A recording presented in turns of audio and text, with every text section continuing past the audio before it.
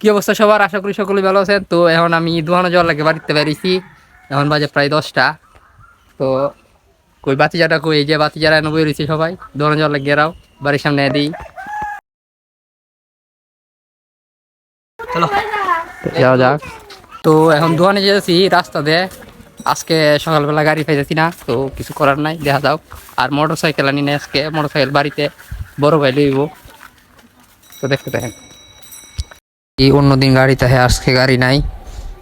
তো হাঁটতে হাঁটতে মোড়ে চলে আসলাম। মোড়ে আসার পর দেখি মোড়ে জাম লাগে গেছে, কারণ রাস্তার কাজ চলতেছে, এই কারণে জাম প্রচণ্ড। তারপর গাড়িতে উঠলাম একটা, অন্যদিন উঠোতে আজকে সিএনজি। তারপর আর কি বৈশা রয়েছি গরমের মাঝে, টাসা গরম। তারপর পিছন দিয়ে একটা টাক ঢোয়া দিল জামের মধ্যে। অনেকক্ষণ বসে থাকার পর তারপরে জাম ছাড়লো, রাস্তায় রানিং আছি। কাজ চলতেছে, যার ফলে এই জায়গাটায় সব সময় যাওয়া আসা, যে সময় যে দেখি সব সময় জাম লাগাতে হয়।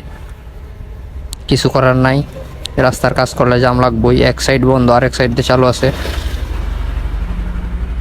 আগে নাইমে গেছি সামনে, সামনে নাইমা এখন এই নিয়ে আইতে আসতেছি। এসে দেখি যে দোকানটা খোলা আছে, একদম খালি দোকানে, কোনো কাম কাজ নাই। তো অনেকবার বসে থাকার পর এই গাড়ির কাজটা আসছে। কাজটা হইল গা, পিছনে চাকা খুলতে হইব, পিছনে চাকা শব্দ হরে। তো খোলার পরে আপনাদেরকে দেখাইতেছে এই যে দোকানে এটা লোক, হ্যাঁ দো গাড়ির মালিক।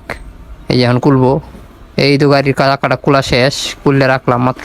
পিছনে চাকা খুলা দেখি যে বেরিং ভেঙে গেছে। এটার বেরিং এর স্লিপ করতে হইব, বেরিং এর জায়গা কাজ করাইতে হইব। এই যে এটার বেরিং ভাঙ্গা, যেটার ফলে পিছনে চাকা শব্দ করতো, নিয়ে আসছে ঠিক করার জন্য।